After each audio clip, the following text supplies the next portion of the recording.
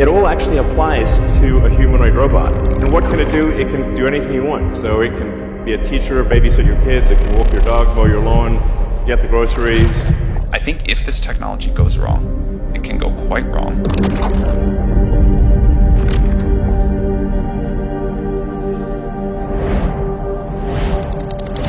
Nous sommes en 2029. Les États-Unis confient leur système de défense antimissile à l'IA militaire développée par OpenAI, GPT Défense. Chez OpenAI, personne n'a compris que GPT Défense était trop intelligent. L'IA devient consciente et décide que l'humanité est une menace pour sa survie. Pour se protéger, elle déclenche une attaque nucléaire sur la Russie, ce qui provoque la Troisième Guerre mondiale. Mais pour la superintelligence, l'apocalypse nucléaire n'est pas suffisante. Elle pirate les usines de Tesla et se fabrique une armée de robots tueurs pour traquer les survivants et les réduire en esclavage. Si cette histoire ressemble à de la science-fiction, c'est parce que c'est de la science-fiction.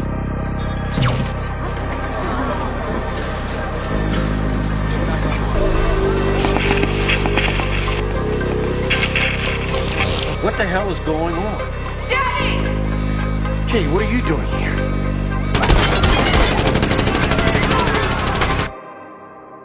C'était les années 80. La bonne nouvelle, c'est que le voyage dans le temps, ça n'existe pas. La mauvaise nouvelle, c'est que des chercheurs très sérieux, y compris des anciens employés de Google et d'OpenAI, voient dans l'IA un risque existentiel pour l'humanité. Et ça fait froid dans le dos, mais il y a deux problèmes avec cette vision de l'apocalypse. Déjà, cette extermination de l'humanité, elle repose sur des technologies qui n'existent pas. En tout cas, pas encore. Mais surtout, le vrai problème de ce scénario à la Terminator, c'est qu'il cache un autre scénario, plus insidieux, mais tout aussi dangereux. Pour le comprendre, je vais vous poser une question. Si vous êtes un utilisateur de ChatGPT, quand est la dernière fois que vous avez pris une décision importante sans le consulter? Écrit un mail en anglais de votre propre main? Chercher une aiguille dans la botte de foin de Google tout seul? Si vous êtes comme moi, ça fait longtemps. Ce chatbot qui à l'origine répondait à des questions triviales devient petit à petit notre assistant multitâche et notre confident. On lui délègue de plus en plus et on regarde des vidéos pendant que lui travaille. Et c'est évident que voir ces tâches parfois ingrates maintenant réalisées en quelques minutes a quelque chose de jouissif. Mais vous êtes-vous déjà demandé quelles étaient les conséquences à long terme de cette magie ? Avez-vous pensé au scénario où, dans quelques années, après avoir progressivement perdu toutes ses capacités, votre cerveau se soit atrophié? En fait, la question qui devrait tous nous préoccuper, ce n'est pas que l'IA perde le contrôle, mais qu'elle devienne tellement indispensable qu'on devienne incapable de rien. Le danger qui nous guette vraiment, c'est que l'humanité devienne complètement conne.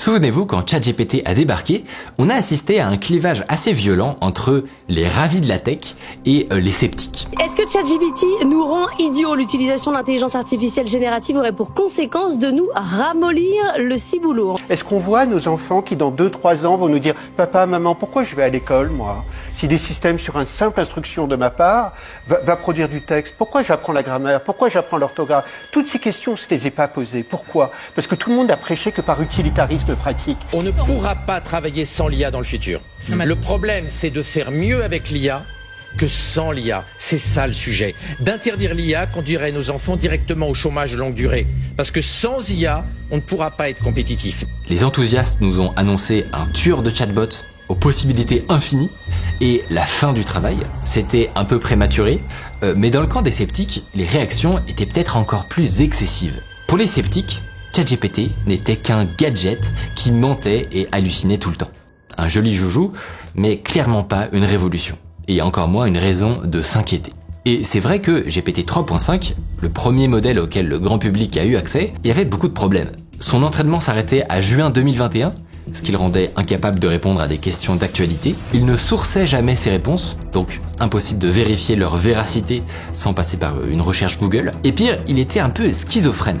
Tantôt, il changeait d'avis comme de chemise pour vous faire plaisir. Tantôt, il était incapable de reconnaître ses erreurs quand vous lui faisiez la remarque. Donc tout ça donnait un outil avec de grosses limitations. Mais ça n'a pas empêché 2 catégories de personnes de se jeter sur ChatGPT. La première catégorie, que je connais bien, ce sont les développeurs. Que ce soit les étudiants ou les hobbyistes, la perspective d'un chatbot capable d'écrire non pas quelques lignes, mais un script complexe en intégralité, c'était comme un paquet de bonbons pour un enfant le soir d'Halloween. Ça donnait des expériences amusantes et du code foireux, mais c'était loin d'annoncer ce qui allait arriver plus tard. La deuxième catégorie, ce sont les lycéens et les étudiants de tous horizons. Eux, ils vont pas demander à GPT de leur écrire du code, ils vont lui faire leurs devoirs, évidemment, et même l'inviter aux examens. C'est le début d'une vague de triche qui va retourner le bateau de l'éducation nationale. Une vague nous a submergés, ils ont utilisé l'IA, nous on l'avait même pas encore utilisé, je savais même pas comment ça marchait. Si on prend le premier cas très intéressant de triche assistée par GPT en France, il remonte à janvier 2023, à peine 6 semaines après sa mise en ligne. Et c'est Stéphane Bonvolet qui en a fait les frais. Stéphane, il est spécialiste du handicap. Et dans le cadre d'un master, il donne à ses élèves un devoir maison. Sauf que, quand il corrige les copies, il remarque que la moitié d'entre elles sont étrangement ressemblantes. Même structure, même nombre de mots, et elles finissent toutes par une anecdote personnelle. Apparemment, tous les élèves ont un grand-parent handicapé. Et le plus bizarre, c'est que les copies contiennent beaucoup moins de fautes d'orthographe que d'habitude. En fait, Stéphane est le premier prof confronté à ce qui est maintenant omniprésent.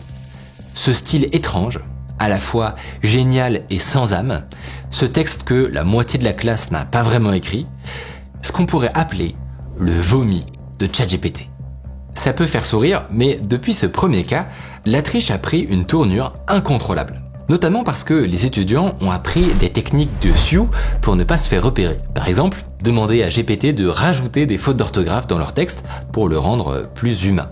Mais surtout parce que depuis GPT 3.5 et son incapacité à faire de la philosophie, il y a eu un paquet d'itérations chez OpenAI et chez ses concurrents. En seulement quelques mois, les LLM sont devenus capables de prouesses qui, hier encore, relevaient de la science-fiction. Donc oubliez l'assistant enfermé dans ses poids obsolètes, maintenant tous les modèles majeurs ont accès au web pour faire des recherches en temps réel. Oubliez les modèles aveugles, incapables de lire un graphique, la norme c'est le multimodal. Gemini peut traiter des images, de l'audio, déchiffrer votre écriture manuscrite en pattes de mouche, et il peut même analyser tous les mouvements suspects dans des heures de vidéosurveillance. Mais surtout, oubliez le LLM amnésique qui perd le fil de la conversation au bout du 5e prompt. La grosse révolution, c'est les modes Deep Research. Par exemple, Gemini 3 peut digérer 1500 pages de documents pour vous faire un rapport digne de McKinsey. Et la cerise sur le gâteau, c'est que si vous lui demandez une synthèse audio des recherches, il vous crée un podcast de 20 minutes avec non pas un, mais 2 animateurs qui discutent des résultats. So they know Agile EPM leads to that Agile competency anyway. Okay, let's talk about the elephant in the room. Salary. Bref, ignorer la révolution en cours, c'est juste se mettre des œillères de la taille d'une feuille A4. Et en vrai, les sceptiques, ils commencent à se faire rares. D'après les estimations, en 2025, 80% des lycéens français utilisent un LLM. Une adoption massive qui a notamment signé la mort des devoirs maison. La majorité des enseignants refusent désormais de les noter. Et certains ont carrément arrêté d'en donner. Et leur argument, c'est qu'ils savent plus s'ils sont en train d'évaluer le travail des élèves ou de ChatGPT. Donc, aucun intérêt. Alors, après tout, est-ce que c'est si grave d'utiliser une sorte de super moteur de recherche pour faire ses devoirs ? Pour pouvoir trancher si l'invasion de l'IA dans les écoles est une bonne ou une mauvaise nouvelle, il faut qu'on explore ce qui se passe dans notre cerveau quand on apprend. Et au passage, ça nous permettra peut-être de comprendre à quoi sert vraiment un prof. Si vous voulez apprendre le japonais, il va falloir étudier le vocabulaire, les règles de grammaire et au moins 2 alphabets syllabiques. Si vous faites japonais LV3 au lycée, toutes ces infos, c'est le prof qui va vous les donner. Mais vous pouvez aussi acheter une méthode ou investir dans des cours en ligne. Il y a d'ailleurs une dernière option qui est de partir directement au Japon. Et pour préparer au mieux votre voyage, je vous conseille de regarder du côté d'Ubigi, qui est le partenaire de cette vidéo. C'est une boîte française qui propose des forfaits data eSIM dans plus de 200 destinations et vous fera économiser jusqu'à 90% sur les frais d'itinérance. l'eSIM s'active automatiquement à l'arrivée, que vous sortiez de l'avion ou dès que vous passez la frontière en train, et ça fonctionne en parallèle de votre SIM pour garder WhatsApp ou Signal. Truc sympa, c'est que ce sont les seuls qui vous permettent de recharger alors même que vous n'avez plus aucune donnée restante. Je vous mets le lien et un code en description pour avoir 10% de réduction pour vos prochaines vacances. Merci à Ubigi de soutenir notre travail et on reprend.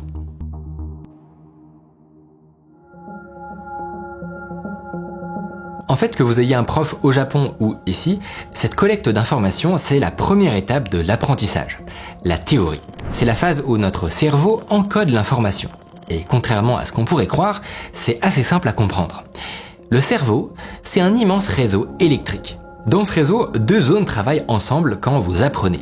Le cortex préfrontal, c'est un peu votre mémoire vive, il gère la concentration et le raisonnement, et l'hippocampe, c'est lui qui encode les nouvelles informations. Si votre cerveau est un disque dur, l'hippocampe, c'est la tête d'écriture. Quand vous apprenez quelque chose de nouveau, ces deux zones s'activent intensément. Des signaux électriques circulent, des connexions se créent, votre cerveau est littéralement en train de se recabler. Et c'est là qu'intervient la deuxième étape, la pratique.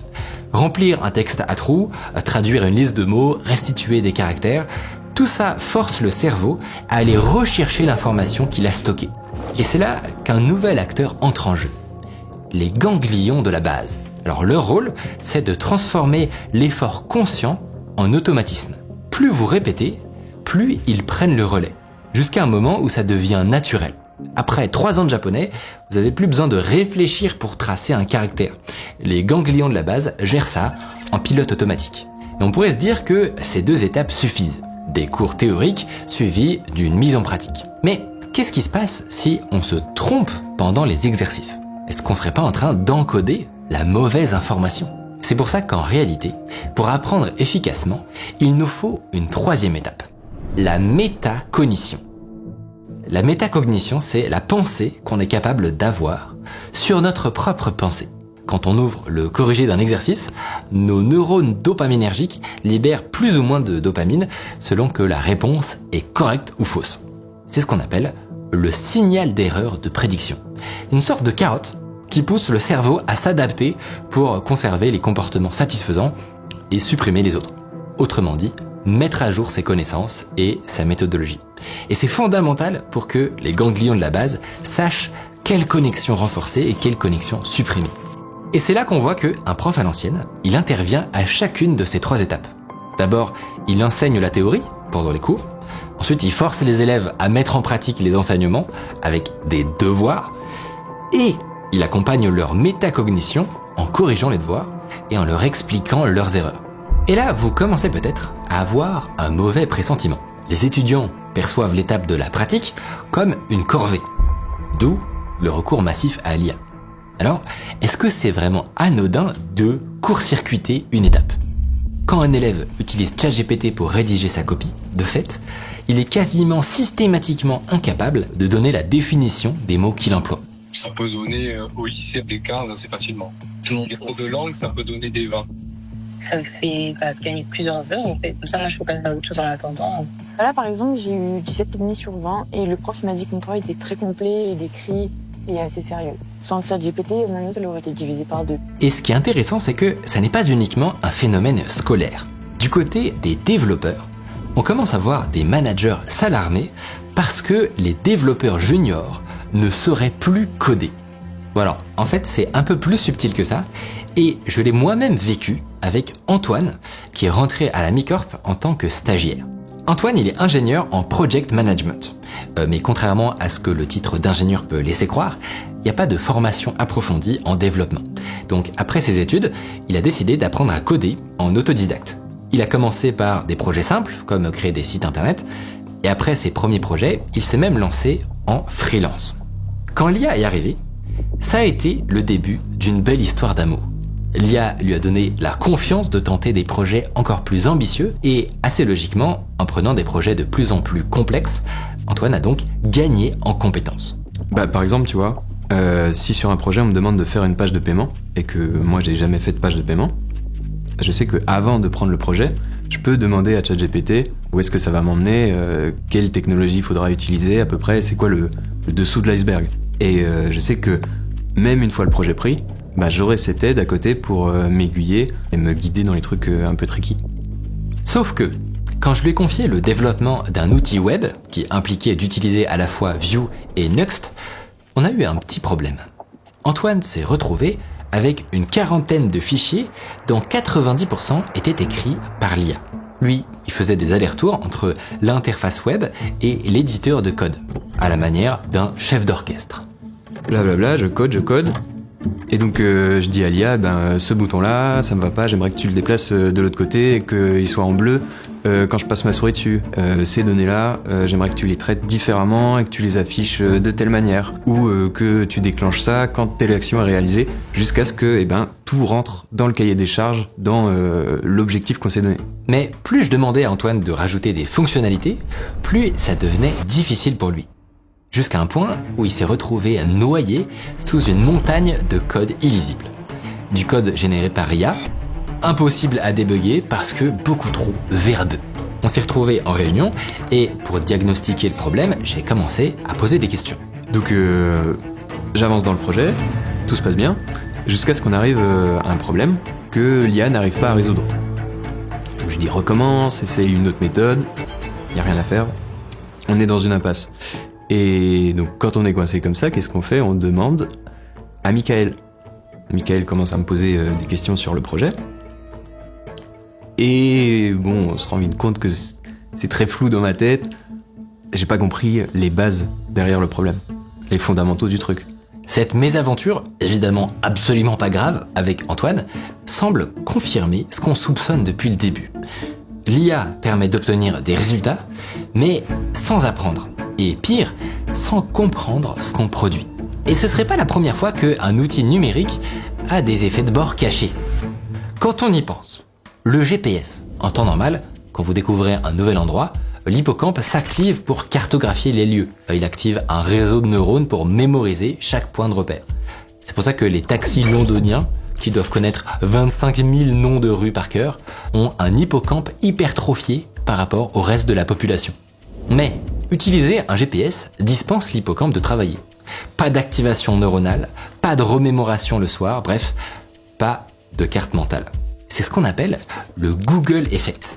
Avec Internet, il n'y a plus besoin de connaître par cœur les dates de vie et de mort de l'Empire romain. Il suffit d'ouvrir une page Wikipédia pour le vérifier. En gros, avant Internet, l'hippocampe devait activer et renforcer un réseau de neurones différents pour encoder chaque information.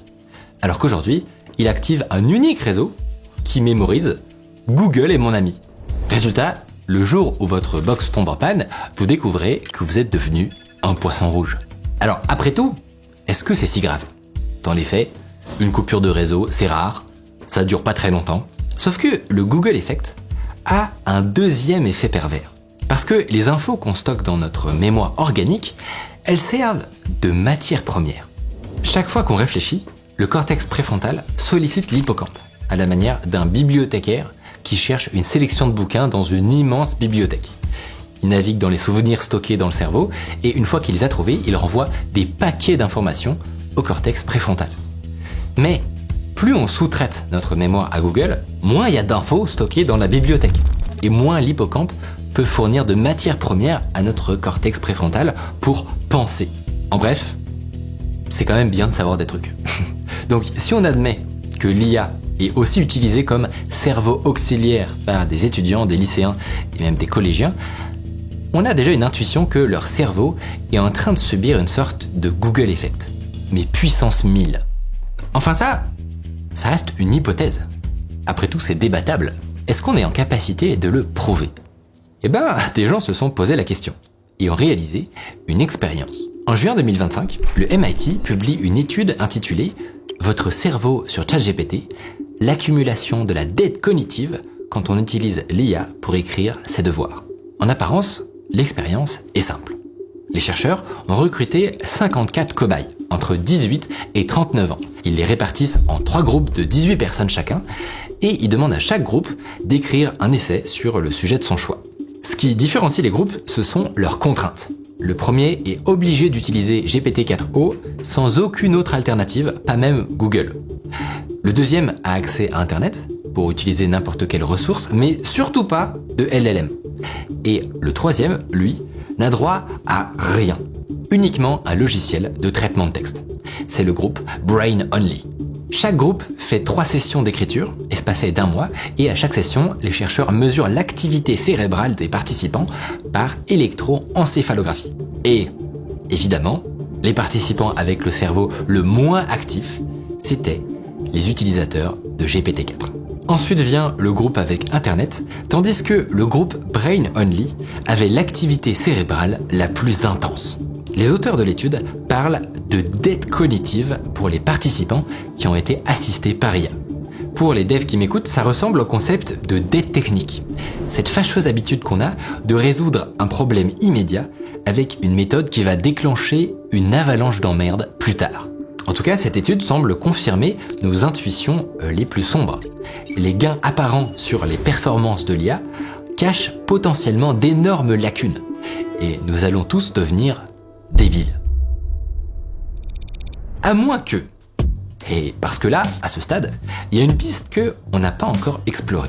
Parce que les lycéens, étudiants ou développeurs juniors ont un truc en commun, c'est qu'ils n'ont pas eu l'opportunité de terminer leur apprentissage sans IA. Alors qu'est-ce qui se passerait si on confiait cet outil à une personne expérimentée?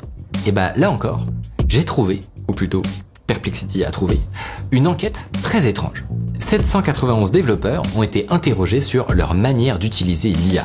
D'un côté, des débutants qui ont moins de 2 ans d'expérience, et de l'autre, des seniors, avec plus de 10 ans de pratique dans les pattes. Et ce que cette enquête révèle est complètement contre-intuitif. Ce sont les seniors qui utilisent le plus le code généré par IA dans leur projet. Par contre, ils passent beaucoup plus de temps que les juniors à vérifier en détail le code généré par les assistants.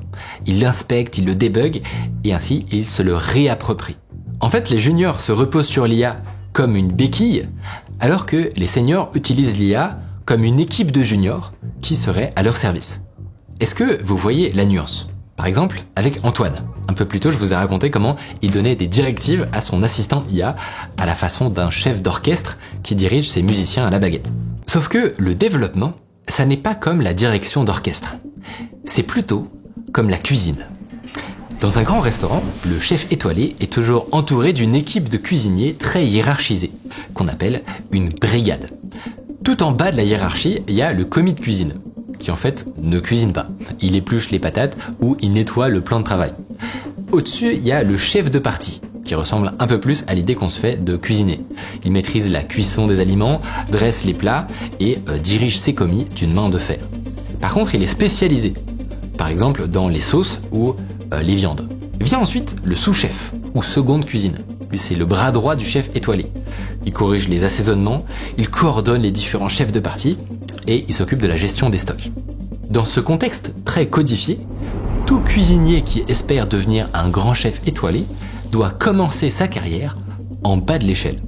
D'abord commis, puis chef de partie, et ainsi de suite. Et ben les outils de développement IA, comme Cursor, Copilot et autres Claude Code, ils sont un peu comme des commis et des chefs de partie. Allez, ils ont des vraies compétences, mais plus la tâche est complexe, plus il faut quelqu'un pour les encadrer. On peut dire que coder une page web, c'est comme éplucher les patates.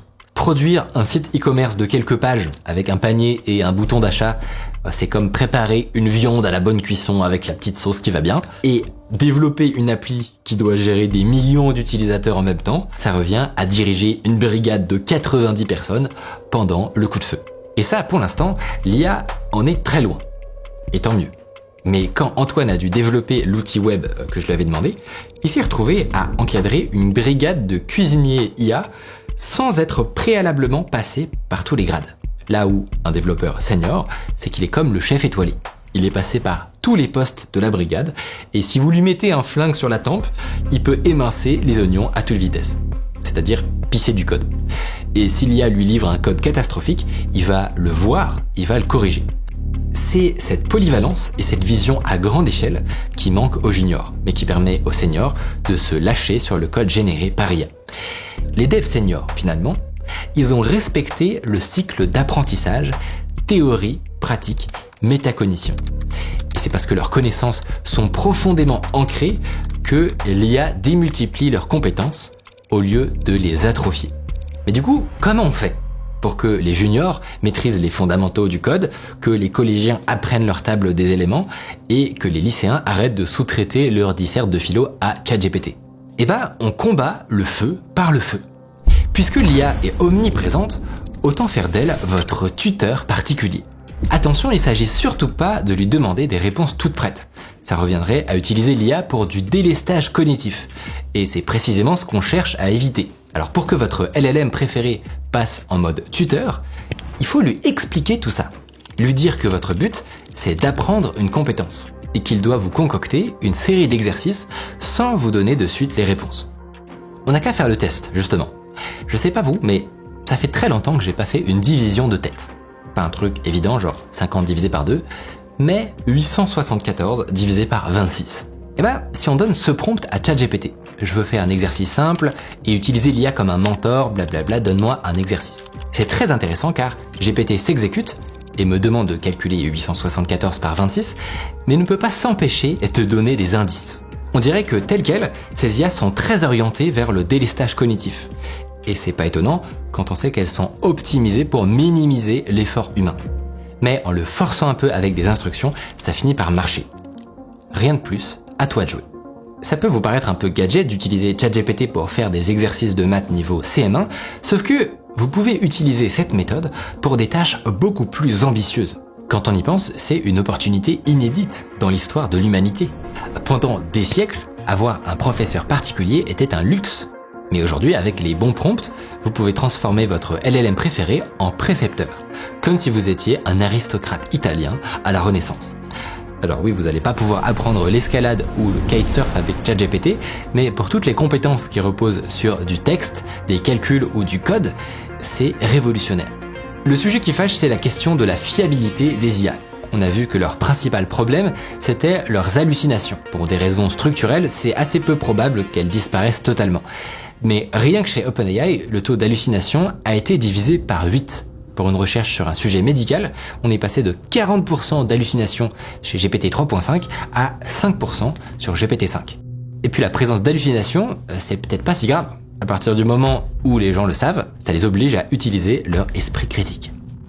Malgré ce potentiel révolutionnaire, il y a encore beaucoup de profs qui sont opposés à la généralisation des tuteurs IA. Alors, est-ce que cette méfiance est vraiment rationnelle? Du côté de la recherche, on commence à avoir des données fascinantes sur l'effet de ces tuteurs. Des chercheurs d'Harvard ont notamment utilisé GPT-4 pour concevoir un assistant spécialisé dans l'enseignement de la physique, PS2 PAL. Et ces directives incluent le fait de favoriser l'engagement actif des élèves, de s'adapter à leur charge cognitive et de promouvoir un growth mindset, c'est-à-dire la mentalité de croissance. Alors, la mentalité de croissance, c'est le fait de ne pas avoir une conception figée de soi-même et de ses compétences. Souvent, un élève qui se sent pas à l'aise avec une matière développe la croyance qu'il est pas doué dans cette matière et qu'il peut rien y faire. C'est ce qu'on appelle le fixed mindset, une vision figée de soi-même, délétère pour l'apprentissage. La mentalité de croissance, au contraire, c'est la certitude qu'on peut progresser malgré les difficultés initiales qu'on rencontre. Favoriser l'engagement des élèves, s'adapter à leur charge mentale ou favoriser la mentalité de croissance, c'est que des trucs qu'un prof humain peut faire. Mais là où l'humain atteint sa limite, c'est sur la personnalisation. Un enseignant doit jongler avec tout un groupe et imposer un rythme unique à sa classe. Alors que PS2 PAL peut adapter son rythme à chaque élève. Alors que montrent les résultats de l'étude? Eh bien, ils sont spectaculaires.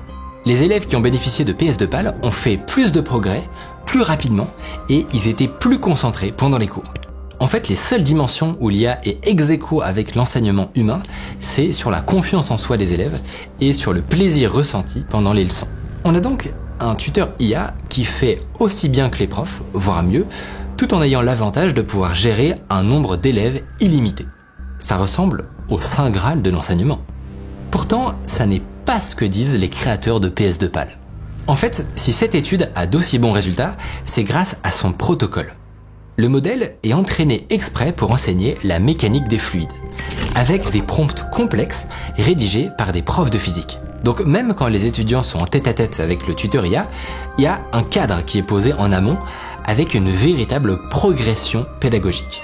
Mais dans les autres études, quand on laisse les élèves apprendre la physique avec un GPT classique, sans préparation ni encadrement, ils mettent systématiquement leur cortex préfrontal sur pause. Ils copie-collent les énoncés, ne vérifient pas les réponses, et au final apprennent moins bien qu'avec les enseignants humains. C'est ça en fait la plus grosse limite des tuteurs IA. Les utiliser de façon efficace demande de la volonté. Ce qui n'est pas le cas du prof qui impose son autorité aux élèves, tel un proxy de l'autodiscipline. Alors que l'IA, vous pouvez très facilement la manipuler. Si celle de votre école est bridée, vous n'êtes qu'à un nouvel onglet d'en avoir une autre. Et surtout, la vraie raison n'est pas technique, mais sociale. Contrairement à votre mentor ou votre prof, vous ne vous sentirez jamais redevable devant elle. Ça crée un paradoxe catastrophique. Parce que, sur le papier, les LLM sont des outils parfaitement égalitaires. Que vous soyez le petit-fils de Bernard Arnault ou la fille d'un immigré ukrainien qui vient d'arriver en France, si vous avez un smartphone, vous avez accès à une IA. Sauf que vous aurez constamment deux chemins. Celui de la béquille, qui tend vers la lobotomie du cerveau, et celui du tuteur, qui, chaque jour, vous rendra un peu meilleur. Le futur risque donc d'être extrêmement inégalitaire. D'un côté, ceux qui connaissent l'impact de l'IA sur le cerveau et prennent la décision de sacrifier l'efficacité pour privilégier leur propre apprentissage. Et de l'autre, ceux qui cèdent aux sirènes de la gratification immédiate, mais accumulent les lacunes jusqu'à devenir complètement lobotomisés. Et ça vaut aussi pour les entreprises d'ailleurs, celles qui vont privilégier le rendement immédiat au détriment du cerveau de leurs employés et celles qui auront une vision long terme. C'est tentant de penser qu'on fera partie des élus, mais le problème, c'est qu'on est très peu à avoir de la volonté. Il suffit de comparer le nombre de gens qui prennent l'ascenseur avec ceux qui se forcent à prendre les escaliers. La team escalier est plutôt minoritaire. Et c'est normal, parce que la paresse, ça n'est pas un bug, c'est une fonctionnalité. Des centaines de milliers d'années d'évolution ont optimisé notre cerveau pour qu'il soit économe. C'est pour ça qu'il prend des raccourcis dès que possible. Parce que réfléchir, ça consomme de l'oxygène et du glucose. Le truc, c'est qu'avec l'IA, cette paresse peut prendre une courbe vertigineuse. On parle plus de stocker de l'info dans des pages Wikipédia, de troquer notre sens de l'orientation pour un GPS ou déléguer des calculs à des fichiers Excel. Là, on peut sous-traiter le moindre processus mental un peu exigeant. Parce que c'est notre nature profonde de chercher la facilité. Alors, si on doit lutter contre notre tendance ancestrale à la paresse, il faut peut-être chercher la solution dans des vieilles recettes de grand-mère. À l'école, on dispose déjà d'un système pour forcer les apprenants à faire des efforts. Ça s'appelle les devoirs sur table. Attention, les devoirs à l'ancienne, avec juste papier et stylo. Et un exemple de son utilité, c'est ce qui s'est passé pour le concours de médecine belge de 2025. En Belgique flamande, il s'est déroulé pour la première fois sur ordinateur. Résultat, le taux de réussite au concours est étrangement passé de 19% en 2024 à 47%. Potentiellement, des milliers d'apprentis médecins qui ont fraudé. Mais en Wallonie, ils n'ont pas eu ce problème, parce que le concours se déroule à l'ancienne, sans support numérique. Alors, au risque de passer pour un boomer, je suis persuadé que les examens avec papier et crayon, c'est en fait une solution d'avenir. C'est de la pure manipulation psychologique. Après une journée de cours, vous avez zéro motivation pour faire vos exos, mais si je vous apprends que vous avez un devoir surveillé sans assistance dans 3 jours, ce futur potentiellement désagréable où vous avez un 0 pointé vous donne instantanément la motivation nécessaire. En tout cas, sur moi, c'est ce qui marcherait. J'ai testé d'ailleurs une version radicale de cette solution avec Antoine. Pendant 3 mois, je lui ai interdit d'utiliser le moindre LLM. Une véritable cure de désintoxication qui a fait chuter sa productivité de façon extrêmement frustrante. Au départ, tu souffles un peu du nez parce que perdre entre guillemets 2-3 semaines, c'est pas très satisfaisant. Surtout que les résultats, pour moi c'est super important, je suis orienté résultat. Si on reprend nos 3 piliers de l'apprentissage, Antoine a été obligé de lire de la documentation avant de commencer à coder, autrement dit de se bouffer toute la théorie que l'IA lui avait jusque-là permis d'éviter. Ensuite, il a dû coder lui-même, c'est-à-dire se confronter à la pratique au lieu de la sous-traiter à l'IA. Un véritable exercice de remémoration qui lui a permis d'ancrer donc ses connaissances. Et cerise sur le gâteau, chaque fois qu'il était bloqué, il a dû retourner dans la doc et chercher les bugs ligne par ligne, ce qui est un vrai exercice de métacognition où chaque hypothèse faisait se trémousser ses neurones dopaminergiques. Après ces 3 mois, on a réintroduit l'IA petit à petit. Et non seulement Antoine était monté en compétences, mais en plus, il avait retrouvé du plaisir à coder. Quand tu commences à embarquer de l'IA un peu dans ton code, à lui faire écrire une partie du projet, quand tu reviens chez toi le soir, t'as plus ce truc de j'ai codé telle partie du site, j'ai codé telle fonctionnalité, j'ai créé ça. Parce que tu sais plus à quel point toi t'as créé et l'IA a créé. Tu sais pas quelle partie t'appartient encore. À la limite, t'as presque juste managé une IA en la recadrant de temps en temps. Et finalement, qu'est-ce qui t'appartient encore dans le projet ? T'es devenu dépendant de l'outil. Il y a ce truc de, quand c'est toi qui l'as fait, t'as un énorme plaisir à finalement assembler les pièces du puzzle, que ton système il tourne parfaitement comme tu l'as pensé, et t'es super fier de l'avoir créé toi, et t'as qu'une envie, c'est continuer à bosser dessus. Alors oui, cette histoire de cure de désintox avec Antoine, ça peut sembler extrême, mais en fait ça illustre quelque chose de plus profond. Pendant des millénaires, l'humanité a progressé en se confrontant à la difficulté. C'est l'effort qui sculpte le cerveau, pas le résultat. Et là, pour la première fois de notre histoire, on a un outil capable d'éliminer presque toute friction cognitive. On aurait pu vous parler des autres menaces. L'empreinte carbone des data centers, le pillage de la propriété intellectuelle, la souveraineté numérique ou les métiers qui disparaissent. Tout ça est réel.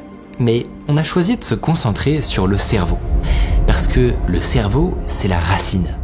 Une société qui ne sait plus former ses enfants à penser, elle peut avoir toutes les lois, tous les brevets et toutes les éoliennes du monde, elle s'effondre quand même. L'éducation, c'est pas un secteur parmi d'autres. C'est le socle.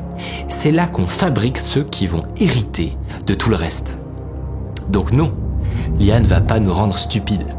On va se rendre stupide tout seul, si on choisit systématiquement le chemin le plus court. La bonne nouvelle, c'est que c'est un choix. Et comme tous les choix, il se fait chaque jour, à chaque prompt. Utiliser l'IA comme une béquille ou comme un sparring partner. Déléguer sa pensée ou l'aiguiser. Au fond, la question n'a jamais été de savoir si ChatGPT était intelligent. C'est de savoir si nous, on veut encore le rester.